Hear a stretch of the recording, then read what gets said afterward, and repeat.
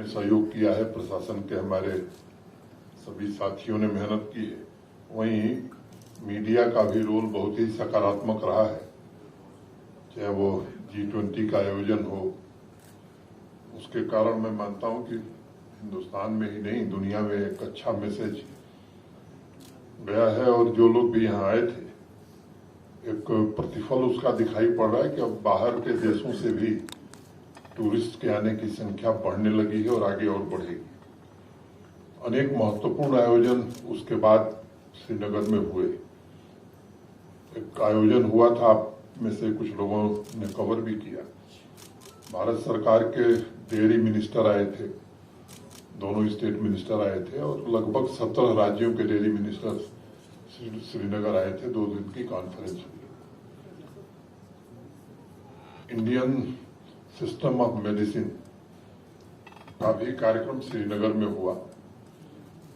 Engineers association की बैठक पहली बार श्रीनगर में हुई है।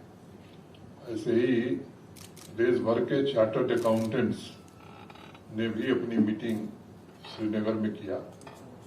और अभी आप सबने देखा है कि नालसा को लेकर के करीब 17-18 सुप्रीम कोर्ट के जजेज और देश भर के सभी राज्यों और यूटीज के चीफ जस्टिस और नालसा के जो इंचार्ज हैं वो आए थे। मंतव्य मेरा ये है कि अब एक हैपनिंग प्लेस श्रीनगर हो गया है और देश भर के महत्वपूर्ण आयोजन श्रीनगर में हो रहे हैं। ये मुझे लगता है कि हम सबके लिए प्रसन्नता की बात है और ये इस बात का संकेत है कि अब लोग आगे बढ़ने के बारे में सोचने लगे हैं। वैसे आप देखें तो आज गुरु पूर्णिमा है, तो आप सबको मैं उसकी शुभकामना देता हूं। मुख्य रूप से जो विषय है, माननीय प्रधानमंत्री जी ने कुछ वर्ष पहले तय किया था कि हर गरीब के छत को अपनी छत होनी चाहिए। जम्मू कश्मीर ने भी इस संदर्भ में काफी प्रगति की है और एक वास्तविक कठिनाई ये थी कि जिन लोगों के पास जमीन नहीं थी और वो प्रधानमंत्री आवास योजना के लिए पात्र थे, माने एलिजिबल थे, मुझे लगता है कि यहाँ के कानून में कोई व्यवस्था नहीं थी ऐसे गरीब लोगों को सरकारी जमीन दी जाए।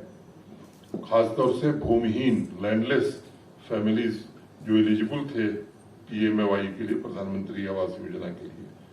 तो अभी पिछले दिनों एडमिनिस्ट्रेटिव काउंसिल में हम लोगों ने निर्णय किया और रेवेन्यू डिपार्टमेंट और रूरल डेवलपमेंट डिपार्टमेंट ने मिलकर के तय किया और काफी चर्चा करके कैसे लैंडलेस फैमिलीज जो भी हैं जम्मू कश्मीर में, उनको अगर वो एलिजिबल है तो उन्हें हम 5 मरला जमीन देंगे ताकि वो घर बना सकें।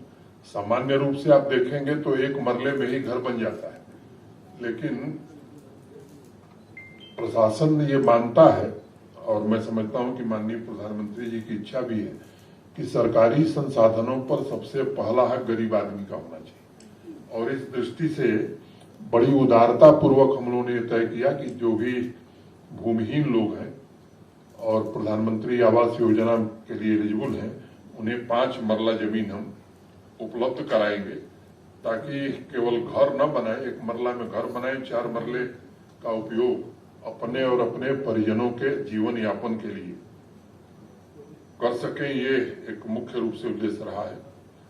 अभी 2711 ऐसे इतने परिवारों को जो कि लैंडलेस थे उनको प्रशासन ने जमीन दी है। और आगे भी जो हमारी सूची है PMAY के जो एलिजिबल कैंडिडेट हैं, जिनके पास भी आवास नहीं, जैसे जैसे भारत सरकार से आवास आता जाएगा वैसे उनको जमीन देकर के हम उपलब्ध कराएंगे। आप में से अनेक लोगों को मालूम है कि इसी वर्ष मई में भारत सरकार ने PMAY में लगभग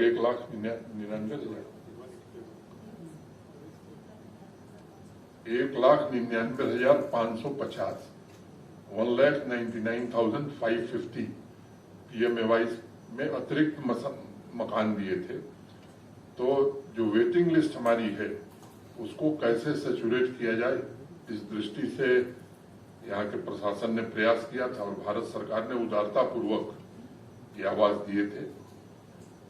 अब इसकी सैंक्शन तारीख 30 जून थी और इसे जल्दी से जल्दी 2024 31 मार्च तक बनाने का लक्ष्य हम लोगों ने रखा है। 1,44,000 प्रधानमंत्री आवास हमने 30 जून तक सैंक्शन किए हैं। जो बचे हुए हैं उनको भी जल्दी से जल्दी 50,000 स्वीकृति प्रदान करेंगे। और पिछले साल नवंबर में रूरल डेवलपमेंट डिपार्टमेंट ने मेहनत करके ब्लॉक लेवल पर प्रधानमंत्री आवास योजना से जो भी वंचित लोग थे उनकी पहचान कराई और ये कुल 1,83,602 इतने लोग हैं जिनके पास घर नहीं थे।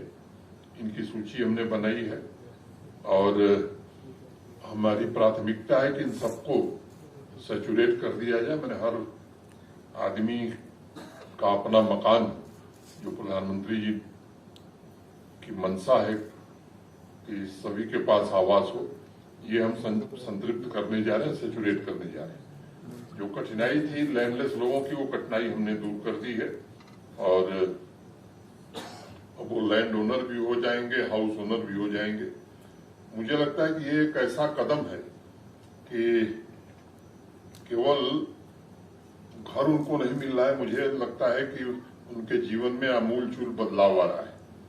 और एक गरीब आदमी से जिंदगी किस तरह से वो बदल सकती है, इसके लिए प्रशासन ने एक पहल की है। और अपना घर होने के बाद निश्चित रूप से लोगों के सपने जन्म लेते हैं, आकांक्षाएं जन्म लेती हैं। और मैंने देखा है अपने 30-35 वर्ष के सामाजिक जीवन में कि गरीब व्यक्ति का जब मकान बनता है तब वो ये सोचना शुरू करता है कि कैसे अब मैं नया रोजगार करूं, अपने बच्चे को कैसे मैं स्कूल में पढ़ाऊं।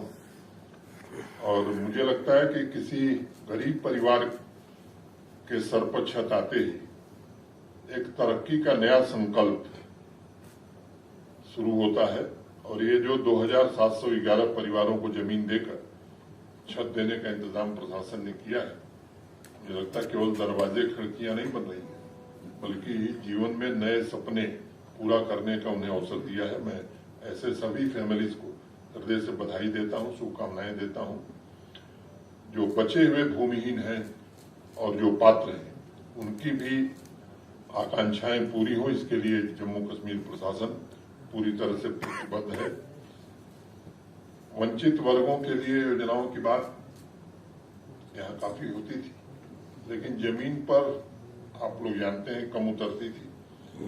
अब ऑनलाइन सिस्टम में और डीबीटी के कारण ऐसी व्यवस्था बन गई है कि उसका एक एक पाई उस गरीब व्यक्ति तक जाएगा और एक समावेशी विकास मैं समझता हूं कि जम्मू कश्मीर के सामान्य व्यक्ति का होगा। पिछले 3.5-4 वर्षों में सामाजिक न्याय, सामाजिक समानता की व्यवस्था कायम करने में हमें सफलता मिली है। और मैं एक बात जोर देकर के कहना चाहता हूं कि हमारी नीति और नियत, इस दोनों में कोई भेद नहीं है। नीति भी हमारी यही है कि गरीब आदमी को मदद की जाए और नियत भी यही है। और हर कदम, हर फैसला गरीब आदमी को केंद्र बिंदु में रख करके किया जाता है। और मुझे लगता है कि वो लोग अब हाथ फैलाने के बजाय जम्मू कश्मीर के विकास में अपना योगदान दें, ये हम सबके लिए खुशी की बात होगी। अनेक जिंदगियों में इसके कारण परिवर्तन आएगा। मुझे लगता है कि मुख्य विषय यही था, आप लोगों को धन्यवाद देना और एक महत्वपूर्ण ये निर्णय हम लोगों ने किया था। तो 2 लाइन करके मैं बात खत्म करूंगा, फिर आप लोगों को सौंप दूंगा। नई नई आंखें हों तो हर मंजर अच्छा लगता है, नई नई आंखें हों तो हर मंजर अच्छा लगता है। कुछ दिन शहर में घूमे लेकिन अब घर अच्छा लगता है। हमने भी सोकर देखा है नए पुराने शहरों में, हमने भी सोकर देखा है नए पुराने शहरों में। जैसा भी है अपने घर का बिस्तर बहुत ही अच्छा लगता है, अपने घर का बिस्तर बहुत अच्छा लगता है। धन्यवाद।